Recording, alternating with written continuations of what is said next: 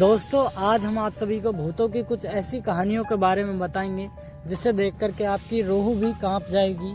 और हम कुछ सच्ची घटनाओं के बारे में आप सभी को बताएंगे। उसका एक वीडियो इस वीडियो में हम आपको बताएंगे एक सीरियल के बारे में।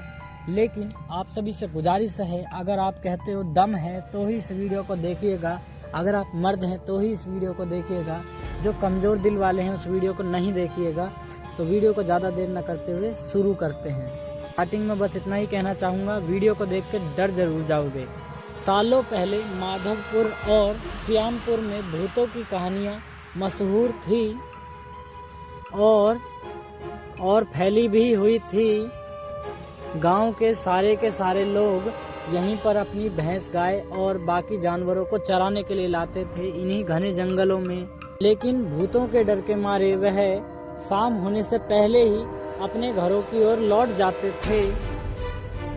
एक दिन राजीव भी अपनी बकरियों के लिए घास का बंदोबस्त करने के लिए उन्हीं घने जंगलों में गया। अक्सर घर के सभी कामों से जी चुराने वाला राजीव एक दिन बिना डर होकर के वह जंगल की ओर आया। उसका मन घास काटने के लिए बिल्कुल भी बेचैन नहीं था। जंगल में उसने देखा कि आसपास तो घास ही नहीं है, क्योंकि सारी घास को गाय और बकरियां खा करके चली गई थी। अब वो मरे मन से आगे बढ़ने लगा, क्योंकि वह आलसी था। आगे चलते चलते वह जंगल के बीचों बीच पहुंच गया।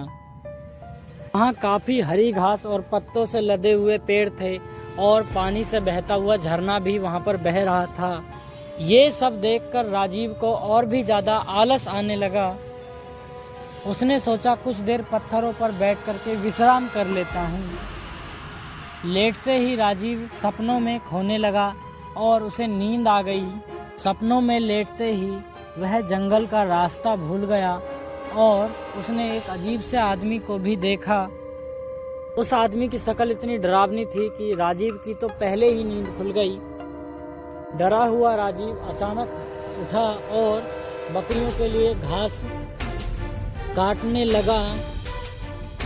भले ही वह घास काट रहा था, लेकिन उसके दिमाग और जहन में उसी डरावनी शक्ल का वास हो गया और उसके दिमाग में उस चीज की तस्वीर छप चुकी थी। राजीव जल्दी जल्दी घास काटने लगा, क्योंकि कुछ ही देर में सूर्यास्त समाप्त होने वाला था और सूरज ढलने वाला था।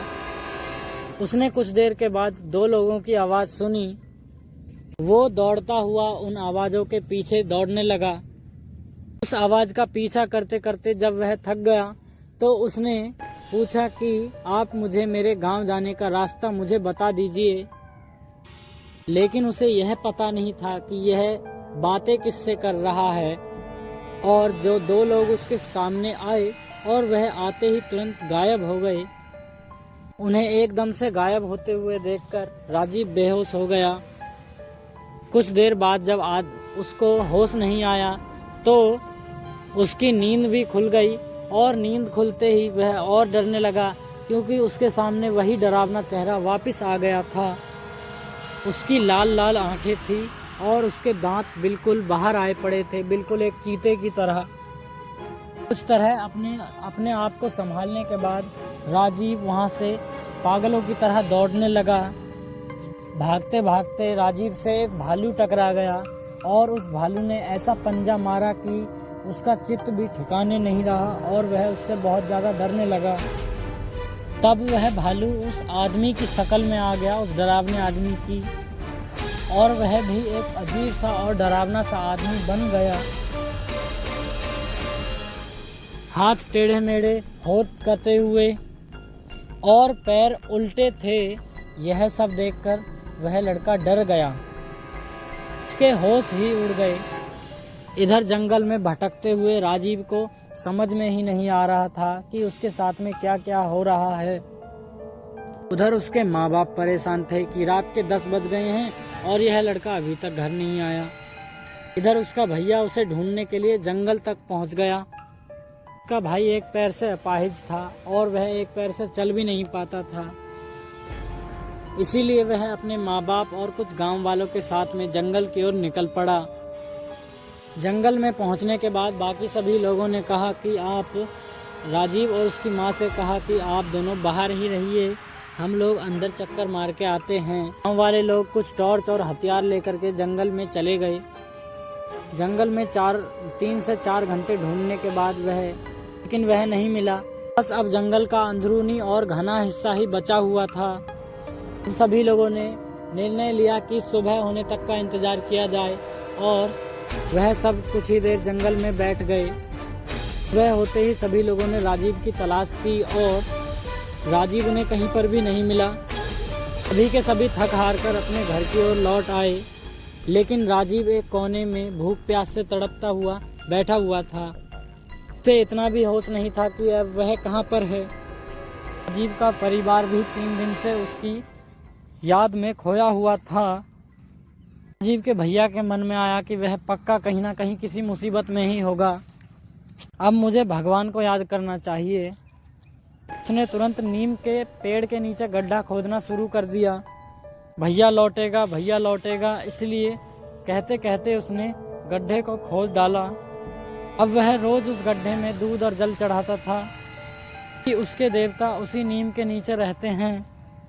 वह रोज सुबह उस पेड़ के नीचे आकर के बैठ जाता था और अगर कोई उसे जगाने के लिए आता था तो उसे धक्का दे देता था। नीम के पेड़ के नीचे बैठकर उसका भैया हमेशा कहता था कि मेरा भैया आएगा और उसे मेरे भगवान लेकर के आएंगे। राजीव और उसके घर वालों की यह दुर्दशा देख करके गांव वालों ने एक तांत्रिक को और स्वामी जी को बुलाया। स्वामी ने ध्यान लगा के कुछ देर में बताया कि राजीव तो अभी जिंदा है और वह कल सुबह तक आ जाएगा, क्योंकि उसकी मदद के लिए भगवान गए हैं। कुछ दिन राजीव किसी की साइकिल पर बैठकर घर पर आराम से आ गया। उसका शरीर इतना कमजोर पड़ गया कि उसे अस्पताल में भर्ती करना पड़ा। 3 दिन के बाद उसकी तबीयत ठीक हो गई। अब राजीव के भैया ने पूछा कि तुम्हें क्या हुआ था और किस तरह से तुम बचे। राजीव ने कहा कि उसे जंगल में भूतों ने घेरा हुआ था। वह इतने डरावने और खतरनाक होते थे कि उन्हें देख करके ही डर लगता था। आवाजें भी बड़ी अजीब अजीब सी निकाल करके मेरे चारों तरफ नाचते गाते थे। मुझे तो लगा था कि मैं उन भूतों से कभी भी बच करके नहीं आ पाऊंगा, लेकिन मेरे भगवान से एक ही गुजारिश करता था कि एक दिन मैं इन भूतों से बच के जरूर निकल जाऊंगा। तभी ऐसा लगा कि भगवान ने मेरी पुकार सुन ली। ही एक दिन घोड़ों की पैरों की आवाज़ और उनके घिनघिनाने की आवाज़ आने लगी। तभी भूत यह सुनकर हैरान हो गए और डर गए। उसके हाथों में तलवार थी और उसे देख कर के सारे भूत भागने लगे। वह एक एक भूत को मारते हुए आगे की ओर बढ़ रहे थे। फिर उस घुड़सवार ने मेरे की ओर देखते हुए कहा कि मैं तुम्हें यहाँ से लेने के लिए ही आया हूँ, किसी तरह की चिंता मत करना। वह होते ही तुम्हें कोई ना कोई लेने के लिए आ जाएगा, अभी तुम आराम करो। राजीव ने आगे बताते हुए कहा कि उनकी इतनी सी बातें सुनकर के ही दिल को सुकून हो गया। वहाँ से सारे भूत भाग चुके थे, इसीलिए मैं बिना किसी डर के सो गया। सुबह जैसे ही मेरी आँख खुली तो वहाँ एक साइकिल वाला इंसान था। उसने मेरी तरफ हाथ बढ़ा करके कहा कि तुम्हारा घर कहाँ है, मैं तुम्हें वहाँ पहुँचा दूंगा। उसके बाद वह मुझे घर तक छोड़ने आ गया।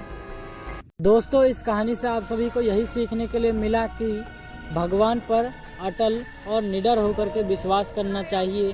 भगवान अपने भक्तों के लिए किसी भी रूप में आ ही जाते हैं, अपने भक्तों को कभी भी निराश नहीं करते। इसलिए अगर कोई इंसान किसी भी मुसीबत में फंसा हो तो एक बार ऊपर वाले को ज़रूर याद करें। जैसे कि आप स्ट्रगल में फंसे हुए हैं, परेशानियों के बीच में फंसे हुए हैं, टेंशन में फंसे हुए हैं, तो एक बार भगवान के बारे में ज़रूर सोचें। क्योंकि कई से लोग अगर टेंशन में होते हैं तो भगवत गीता में कर्ण की जीवनी पढ़ते हैं, जिस वजह से उनके दिमाग की बहुत सी टेंशनें ख़त्म हो जाती हैं। क्योंकि कर्ण की जीवनी में कर्ण के जीवन में कोई भी सुख नहीं था, बस उसके जीवन में दुख ही दुख आए थे। उनके बारे में उस कहानी में साफ साफ बताया गया है। अंत में बस इतना ही कहना चाहूँगा, लेता है भगवान परीक्षा सबसे प्यारे भक्तों की। तो दोस्तों, ऊपर वाला सबके लिए एकदम बराबर है। ज़्यादा से ज़्यादा वीडियो को लाइक करें, चैनल को सब्सक्राइब करें। डरना नहीं, क्योंकि भूत सचमुच होते हैं।